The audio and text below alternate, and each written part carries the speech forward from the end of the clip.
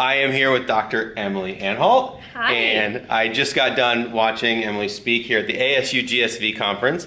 Emily is talking about her work around imposter syndrome, which gets so much attention and talk right now in the workplace. So first of all, tell us a little bit about your background and kind of how this all came to be.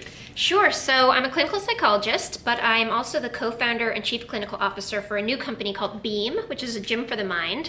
We will be opening brick and mortar locations where we build community around the idea of being in therapy, taking care of your emotional health in proactive ways, taking workshops and classes, all rooted in a beautiful tea lounge and it not having to be so hidden away in a clinic somewhere. Awesome. Okay, first of all, what is imposter syndrome, and what are organizationally the impacts that imposter syndrome has on people in the workplace? So imposter syndrome is the idea that even though a person is high achieving, they worry that they're not deserving of that achievement, that they're fooling everyone around them and that they don't actually belong in the place that they are. Got it. I think the problem that it can have in organizations is people can sort of unintentionally or without really realizing they're doing it, undermine themselves and sabotage their success because it's uncomfortable to have it. Absolutely. And you spoke about sometimes things that may happen. So some examples of the workplace, somebody's dealing with imposter syndrome and some of the things that we reject or push away. You speak a little bit more about that, if a manager or leader, how that can impact people. Sure. So the way I like to think about it is if on the inside you don't feel competent, you don't feel great at what you do, you don't feel confident, and someone from the outside says, hey, you're doing a great job, I want to put you up for this promotion or I want to give you praise.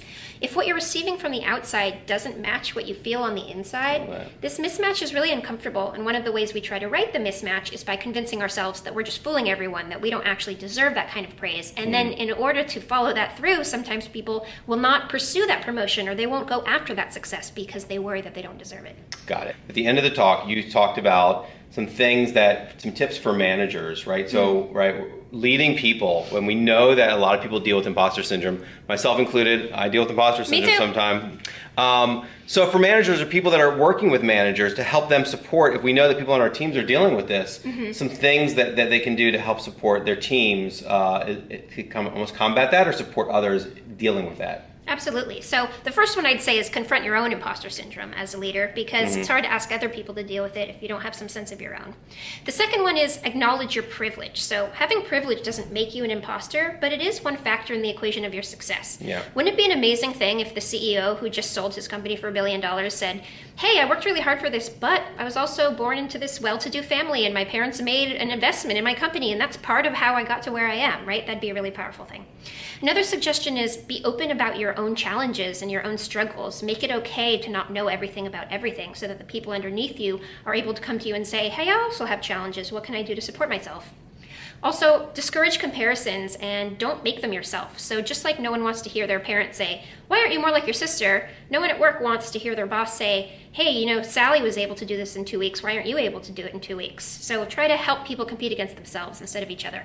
And then finally, when you're giving feedback to someone, make sure it's constructive. Your language really matters. If you say, hey, you're not where I need you to be, that's going to come in really differently to a person's mind than if you said, your work isn't where I need it to be right now.